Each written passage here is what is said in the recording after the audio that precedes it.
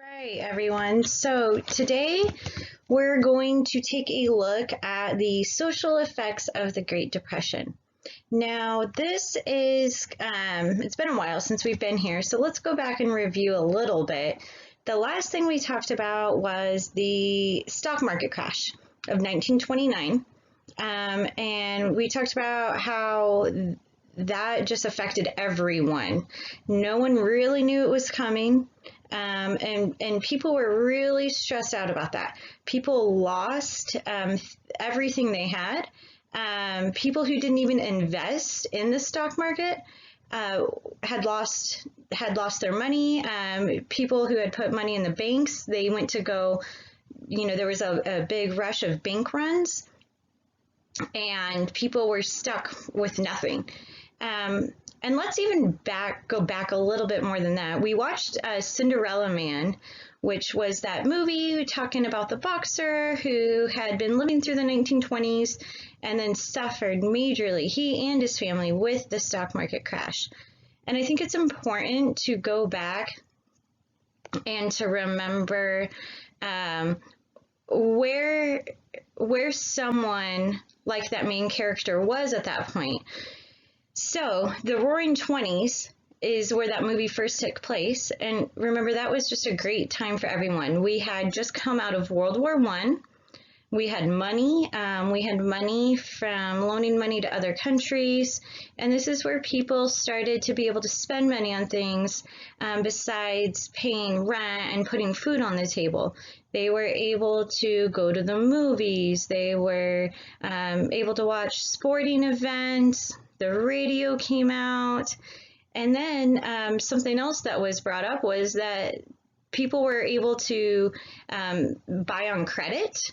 So they were able to get products that they wouldn't necessarily have afforded before.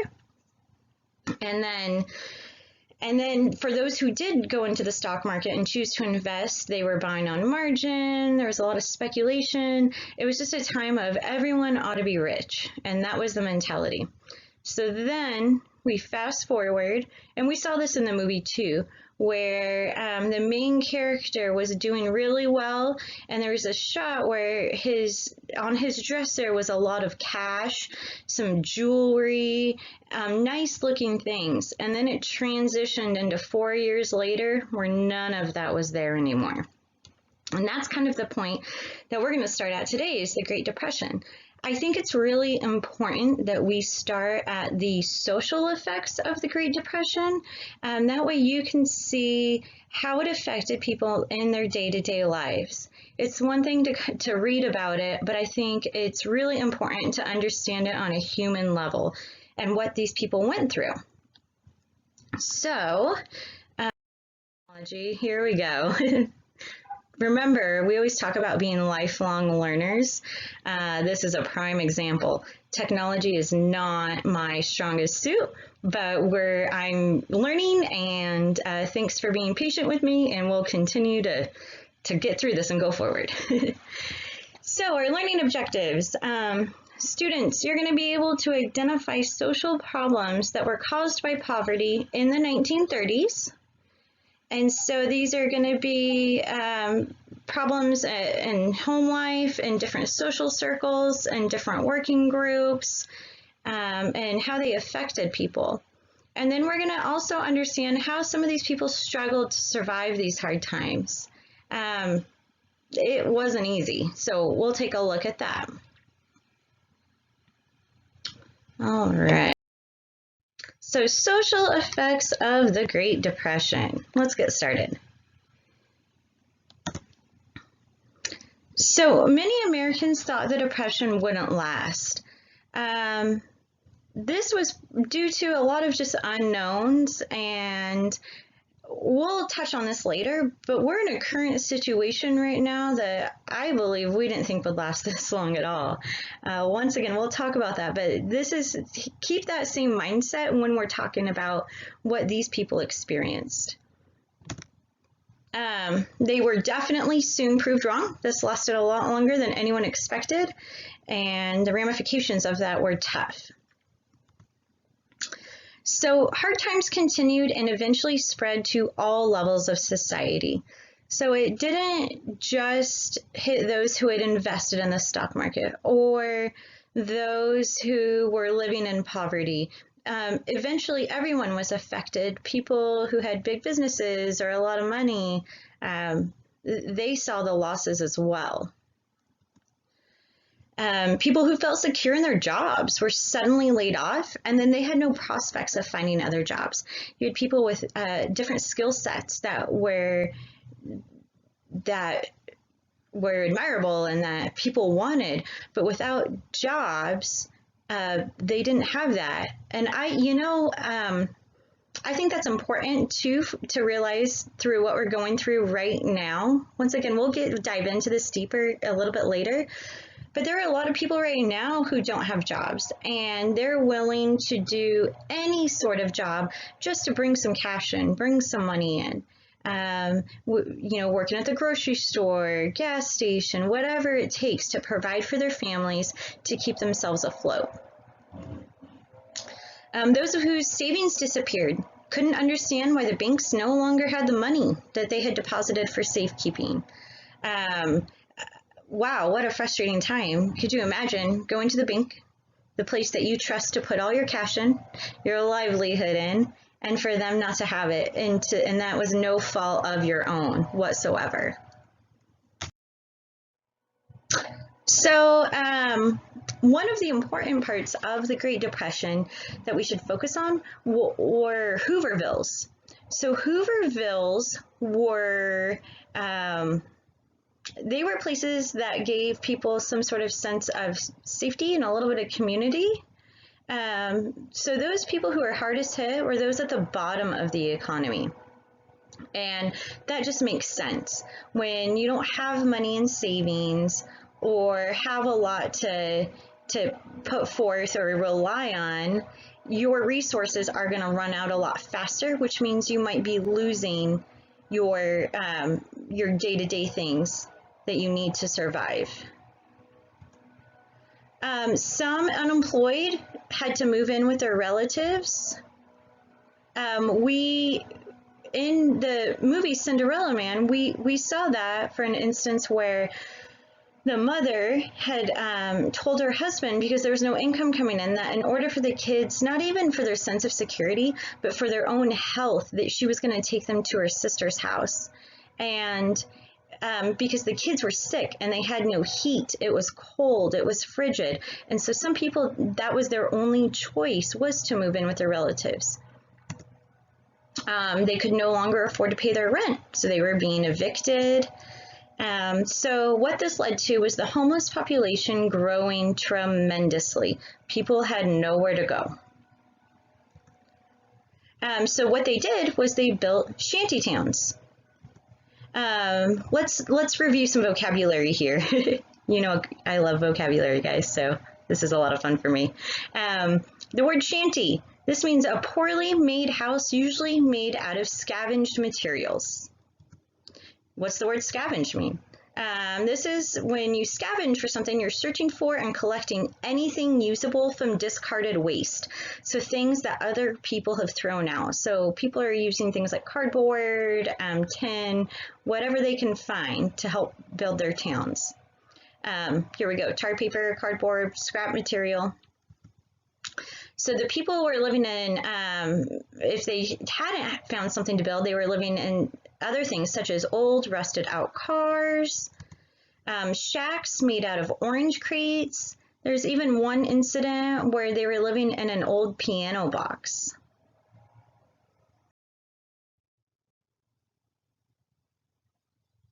So here are a few photos that we can see of some of these Hoovervilles. Over here on the left, you see a man who's actually looks like he's assembling or reinforcing the roof. These are old broken up stones you can see. Over here, there's a tin piece that's kind of used to outline the makeshift window. Then we also have, this looks like some tar paper over here. And then look what's all around. There's a barrel, which I'm sure had a purpose, but you can also see other people's made homes too, which is what I find ironic, the city skyline in the background. When we're looking at the skyline, In my mind, I see prosperity there, but that's just a far-fetched idea at this point for these people. Over here on the right, we see some of that industry, that building over there. It could be in use, it could not be. But then we also see some of these other little Hoovervilles and their little houses that they made going in them. There's also a pile of discarded material. They're probably keeping that on hand, just so in case they need to reinforce or fix anything, or maybe help build another one. And then what else is interesting is they've created little paths that go through to each people's homes. This is like a street or a sidewalk. You can really see them building a sense of community here, and that they were here long term. This generally wasn't just a day or two or even a week or so, months, sometimes even years.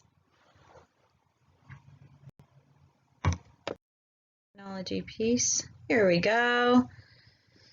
All right, so we're going to look at our Hoovervilles continued. So what is a Hooverville? Why was it given that name?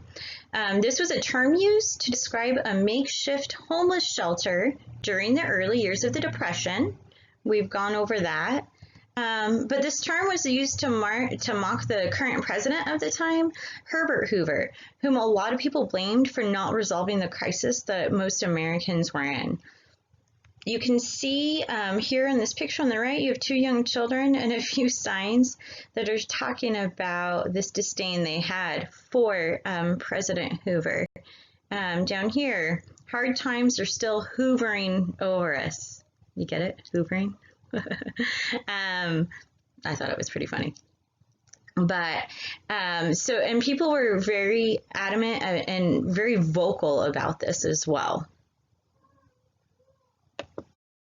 Next slide. Now let's talk about the impact on health that the Great Depression had on people. So thousands of people went hungry. Some of them starved. Impoverished people couldn't afford food or shelter, and so they would get sick more easily. Once again, let's take a look at the word impoverished. What does that mean? Very poor. So these people got sick more easily because they were exposed to the natural elements. They didn't have enough nutrition, so their immune systems were down. Without the comfort of a warm home or a good meal, your immune system starts to go down, and so you do catch those sicknesses easier. Children suffered the most from the long-term effects of a poor diet and inadequate medical care. Why did children suffer the most? Why did they suffer more than adults? This is because they're still developing, and they need that extra nutrition, that extra care to continue to develop. And so this was a really big issue. And the children of the Great Depression generally had a little bit lower of a lifespan than those who were not growing up during the Depression for these reasons right here. In the cities, people tried to get by selling apples and pencils. That's how they were trying to make money to buy food or to pay their rent so they weren't evicted. A lot of people begged for money to buy food. And then they also fought over the scraps of restaurant garbage cans. I think it's important to take a look at, let's go back to begging for money to buy food. A lot of these people had jobs and had made a living and were successful and very self-sustaining. And so we should think about the mental piece it takes to be able to go forward and ask someone for food or money, a complete stranger. In some accounts, people said once they've gone 24 or 36 hours, they didn't care anymore. That was their only choice, and they were hungry. But the impact on health that the Great Depression had was severe. Okay, so here we're going to talk about, this is well, if we were in class, I'd say, hey guys, can anyone tell me what's going on in these pictures? but I'll just tell you, these are soup lines. You can see all these people lined up over here, and it just keeps going back and expands. And then these are people receiving items. They've got their bowls right here. And I found some fun information about soup lines and how they started. So, soup kitchens were organized by the people and not by the government, which is crazy to think because this is such a big population of people that are being served for this. In the 1920s, Americans had different views about the government than we do, so that's important to remember. They believed that the government should stay out of their lives as much as possible. This meant that there were no forms of government assistance or insurance, welfare, anything like that. So people didn't have that Social Security, they didn't have unemployment, they didn't have disability, workman's comp, or SNAP or food benefits as well. Most people lived in an era of low wages. We talked about that. They had abundant credit and little to no savings accounts. So when the Great Depression hit, a lot of these people lost everything overnight and they just didn't have a safety net to fall back on. So the first major soup kitchens of the Great Depression were privately funded by individuals and businesses that had survived the stock market crash. They kind of saw it as their social responsibility to help the less fortunate and give back to their community. So these quickly became community-based institutions. Remember, this is by the people, not by the government. And they were entirely staffed by local volunteers. This proved to be a symbol of perseverance and strength throughout people and throughout communities and united a lot of people as well. Now, fun fact, let's go back to our last unit when we were studying the Roaring Twenties. Who was an individual that we studied quite a bit and their impact that they had during that time period? And maybe he didn't do things quite so legally either. Anyone? Al Capone, you're right. That's who it is. So Al Capone, the mobster, one of the biggest mobsters of the time, opened one of the very first private kitchens, or private soup kitchens. One of them fed hundreds of people daily, and because of this, he was worshipped by the people of Chicago. He was seen as a man of the people and a savior of the city, helping those out. This is really interesting to think about because of his perception of doing illegal activities and a bad guy, but he was one of the first people to step up and help those who needed it in his own community.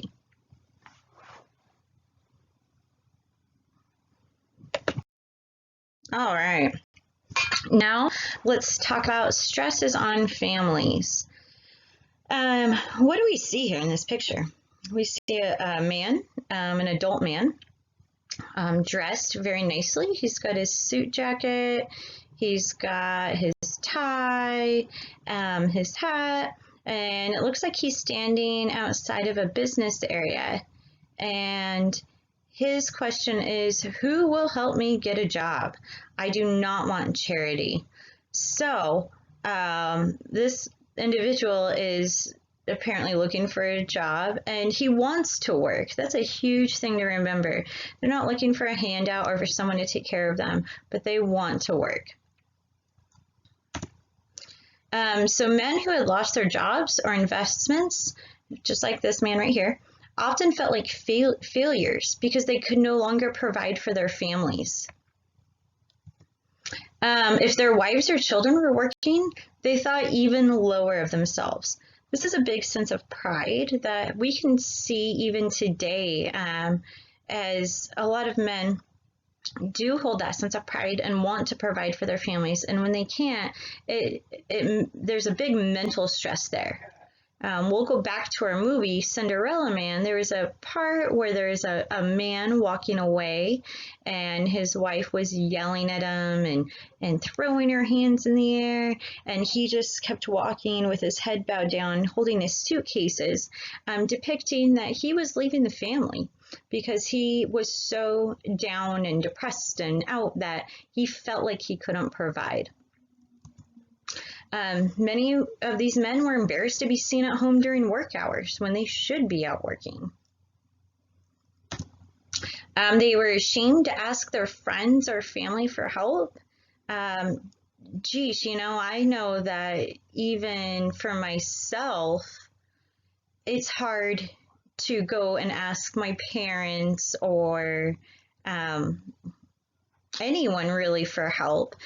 Sometimes my mom will even say, hey, let me fill up your gas tank. And I say, no, I can do it. I've got it. I think as humans, we all have that sense of pride.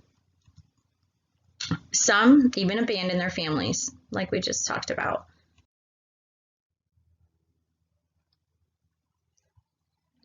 All right, so now we're going to move on to women. How did the stress affect women?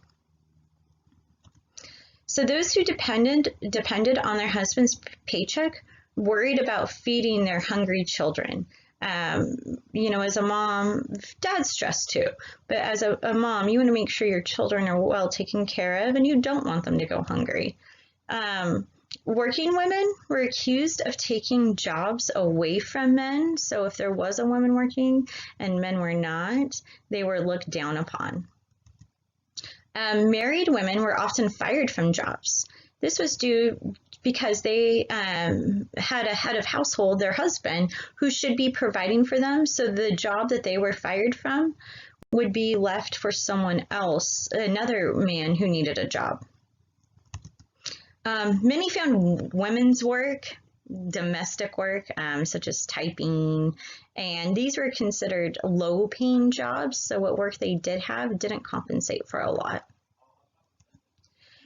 Domestic service, typing, and nursing. That's quite ironic if we think about where we're at today for nursing to be a low-paying job. We'll touch on that later too. All right, so here's a few pictures of what kinds of different roles women were playing in the Great Depression. We can see here on the left, this family we can kind of assume might live in something more closer to a Hooverville. Just look at this. This looks like a makeshift home. Not a lot of structure, good infrastructure for it. You've got the wife here, or the mom. You've got 3 children plus a baby. She looks frazzled. She's not smiling. None of the kids are really smiling. She looks pretty stressed out about what's going on in her time here, and I think that's a good depiction of how a lot of women felt. Here are some, on the right-hand side, some women doing their typing jobs. So for those who did work, we have a little bit of a visual of what that looks like and what they were able to do. All right, so next we're going to talk about discrimination. The discrimination increased quite a bit during this time. So hard economic times put groups of Americans in competition with one another for the few jobs that were out there. They raised suspicions and hostilities against minorities. The minorities that we're going to talk about here include African Americans, Hispanics, and Asian Americans. For instance, thousands of Hispanics and Asian Americans were deported, even though they were born in the United States. This was because they were taking jobs away from working able white men in the country.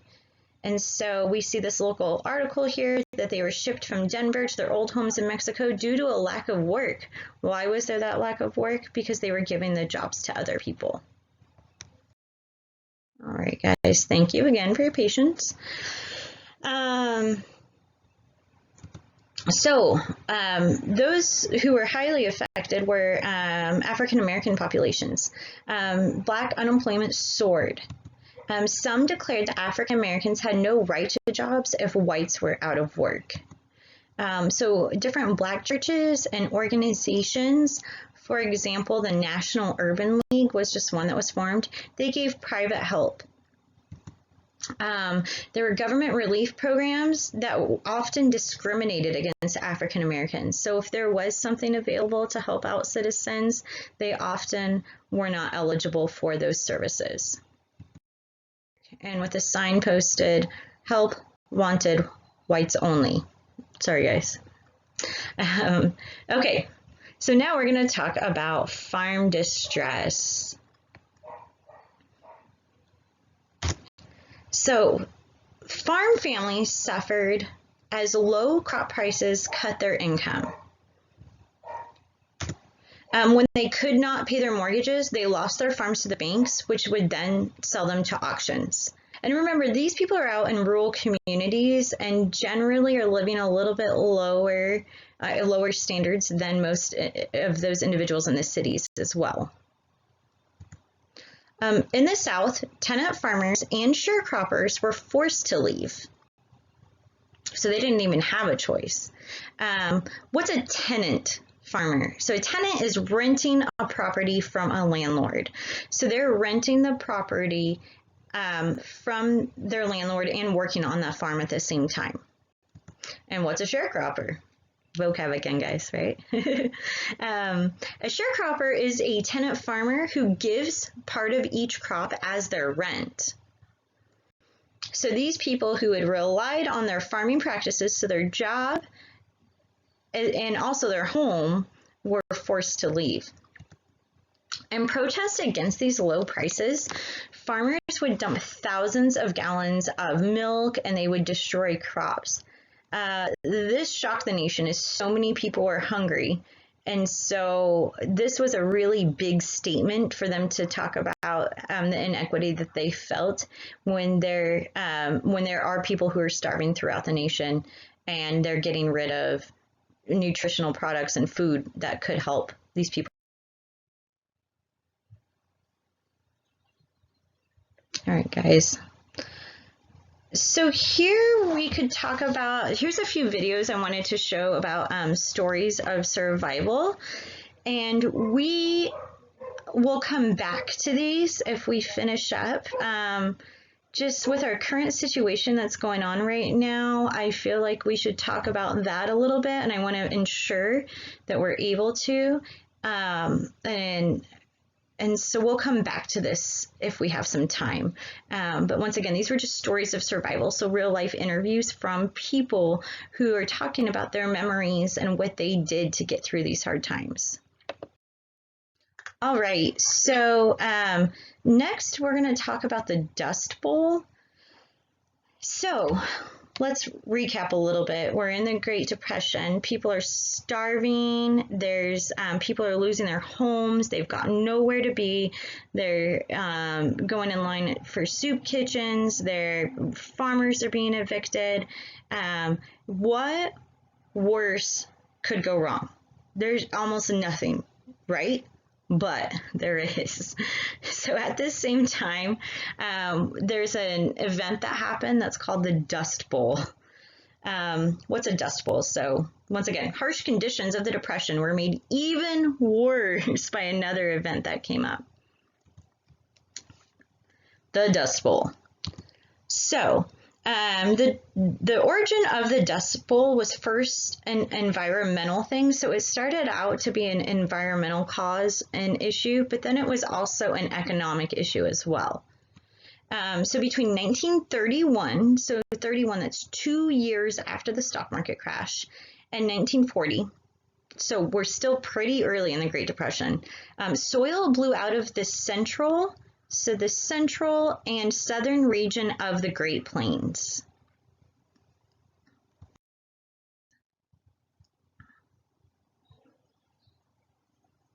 All right, so the Great Plains. Here's a picture right here of what that area looked like.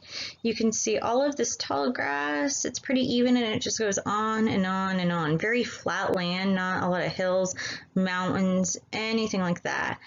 Great Plains, if we look over here, here's a map of the United States.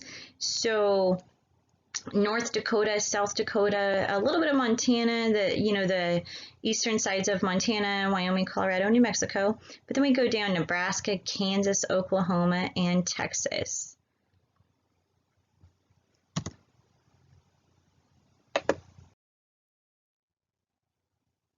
I think we might have gone too far, guys. We'll just keep going. So, a thick layer of prairie grass, which we just saw in that photo, is what helps protect that topsoil in the Great Plains. So severe weather, so rain, wind, all of that didn't harm the soil because there was all of that prairie grass there. But then farmers went ahead and they plowed the land so that all that prairie grass was stripped off, plus the soil was mixed up, and they stripped the soil of its natural protection. So you have that grass and then you've got nothing. So just pretty much dirt. So then dust storms started to form. And these dust storms were formed by severe drought, so there wasn't a lot of rain, nothing to keep the soil wet and compact and in its place. These farming practices, because farmers were trying to do anything they could to make some money because times were hard. I mean, right? We're in the Great Depression. And so they're overutilizing the land by planting and having a lot of crops. And then we had really high winds that came through as well. So what did we get from that? So the winds would pick up these really dark nutrient, the dark nutrient topsoil, and it would carry it hundreds of miles. Let's think about this for a minute. We're in Salem, Oregon. Portland is only about 50 miles away. So we go another 50. We're looking well into Washington. That's quite a ways away. This created dunes of grit and sand. And remember, a dune is like a big hill. We see the dunes at the coast a little bit. There's big, big sand hills. That's what this had created. There were what was called black blizzards, and these are the most severe of the storms. Understandably, because a blizzard is, we think about it, that heavy, heavy snow coming through where you can hardly see. Imagine if that's dirt and dark. And then so these kinds of black blizzards, they would darken the skies in New York City and in Washington, D.C. Now remember, the Dust Bowl started in that middle part of the United States. Remember in the map when we looked at that, the North Dakota, the Wyoming, Kansas, Oklahoma, and it's blowing all the way up to New York and Washington, D.C. on the East Coast. It's crazy to me. It would stain the snow in New England. New England is that geographic area, a group of states above New York. I think New York's right in there too, but we're talking Maine, Vermont, New Hampshire, up and away. And then, this is crazy to me, so that some of the ships off of the Atlantic coast, so the Atlantic Ocean borders those states that we just talked about, the New England states, New York, Washington, D.C., there was this dust that was dropped on ships hundreds of miles off the coast, so they were even seeing it out there. So it didn't just affect the people of that north or of that Great Plains region, but went far and affected many others who were already suffering. Billowing clouds would darken the skies, sometimes for days at a time. So the closest thing I can think of is like smog. We see how smog will darken the sky. Kind of the same idea, but not from pollution or chemicals being put in the air, but dirt. It drifted like snow. People were clearing out this dust with shovels, and the dust from from these storms would even make it through the cracks of houses. So there's dust on people's tables and clothes and just everywhere. Food, skin, even furniture. Some people developed dust pneumonia. That was a thing because they were exposed to it and couldn't get away from it. This dust pneumonia was where people would have difficulty breathing, they'd have chest pain, Great Depression, that people are suffering, and then to experience this as well. Here are some photos that depict a little bit of this. This is a house, kind of looks like it might be a house in Hooverville, but not quite sure. And the pile of dust is almost to the top. This is kind of one of those dunes that we had talked about. Here we can see an old barn in this picture in the top right, and then it looks like a car and maybe some buggies that are absolutely almost covered in this dust, and it goes on and on and on. You can see it's almost just like a new formation, a new land formation. And then in this picture below, we have some clouds this is some of those billowing dust clouds that we had talked about, just hovering and coming over the people's homes and coming through. This looks so scary to me, almost like an avalanche or, but when I would assume when people saw this coming, they just took cover and covered their faces and just let it go through.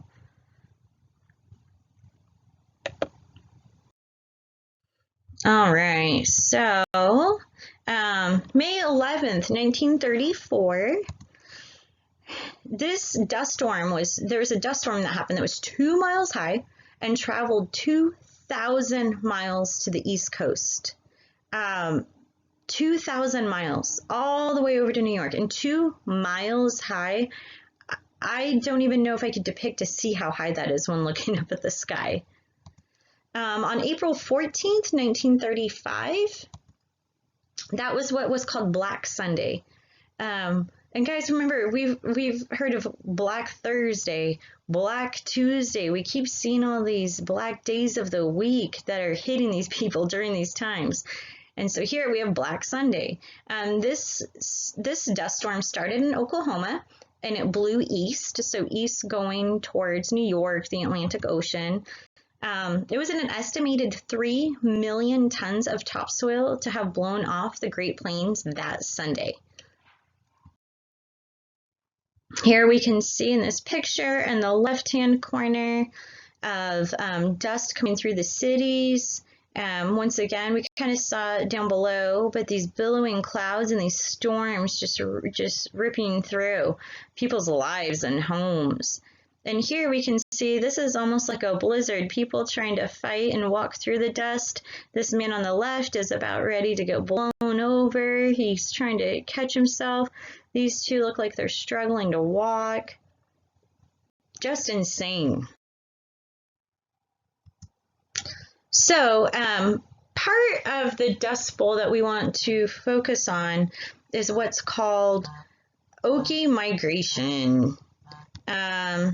So people would leave the Great Plains states due to being poverty-stricken, and they were looking for work. These Dust Bowl refugees were called Okies. Many migrated to California, and they faced a lot of discrimination there. They were given unfavorable jobs with low wages that really no one else wanted to do. And many lived in shantytowns and tents along irrigation ditches, kind of like we talked about, like the Hoovervilles. They didn't have anywhere to go, and they were just looking to survive and do whatever they could do. All right, so here we can see a few pictures of these people we can see that we have, so this was a makeshift little home set up on the side of the road where people, look, there's a chair, it looks like some people are sitting on boxes. And then here is a picture of a car of that Okie migration we talked about, where they've just loaded everything on there.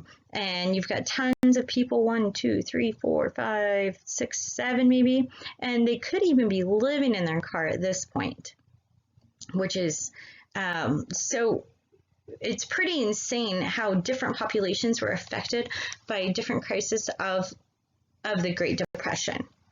Now, I think it's important for us to take a break from that. Hold on. And talk about our situation right now. So, one of the things you guys had asked me when we first started talking about the Great Depression during this, before we were on this extended long break, was how did people know what to do? How did they react? How did they survive? What did they do to prepare? Which is why I thought it was important to talk about the social effects of the Great Depression. But in all reality, people didn't know what to do and they didn't know how to prepare. And we can relate this to a very parallel situation that we're all experiencing right now with the COVID-19 pandemic going on. That last day of school, I honestly didn't think we would be where we're at right now. We were giving word that day that that was going to be our last day in class for at least 2 weeks, and to wrap things up as much as possible and to get you guys going. We found out, like I said, about 5 a.m. that morning and had that one day to prepare and get you guys out and where we needed to be. And then we've been receiving information throughout this whole process, sometimes day by day. It's taken weeks, but we just keep getting extended out. At first, we were going to return April 1st to school. Then it was pushed out to April 28th. And now we're not returning to school at all this year, which is such a bummer. How do we prepare for this? I don't know. I don't know that I'm prepared right now. I would love to hear how some of you guys have prepared for this. I think what's important to see, though, is a lot of the parallel mentalities, like we just talked about, the unemployment that people are facing, and that's of no fault of their own. They don't have a choice in this. And just our lives completely changing. What I think we're fortunate with is technology. I mean, with technology, I'm able to connect with you guys this way, and you guys are still able to connect virtually with your friends and your families. And we're still able to get information this way, which is huge. One thing I want you guys to think about is imagine that you're in your current situation right now, quarantined at home, and you have zero access to technology. No laptops, no cell phones, no TV, no radio. Well, you might have a radio, maybe. But no internet, no like CDs or records, anything. So how would you spend your time? What would you do? What would your focus be? Helping your family? I bet a lot of you right now are helping your families out, whether it's financially or with duties around the house.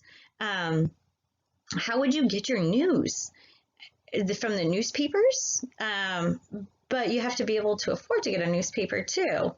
And how do you just stay connected?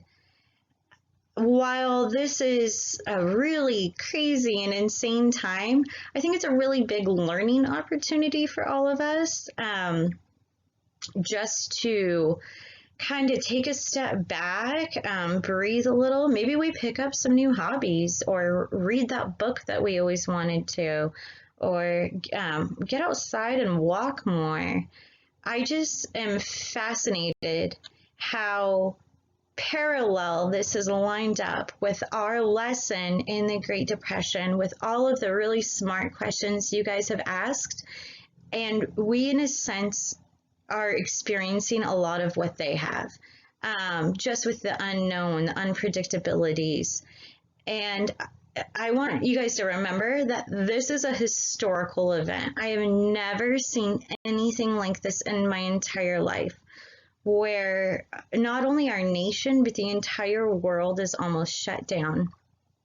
And I think it would be really important for you to maybe write down some of your thoughts, some of the things you did, journaling. People in 50 years are going to know what you did to pass your time by, know what you had to do to finish out the school year, know how you survived through this.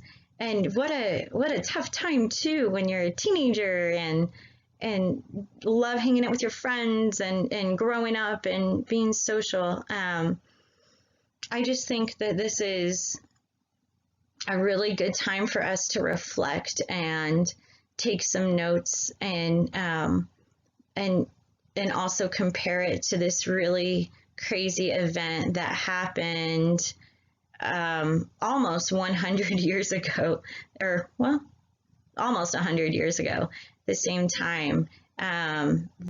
So what I would ask for you to do for your assignment is, one, tell me what you would do with your time without any access to technology, and how you would stay connected with your friends and your family, and also how you would get your information.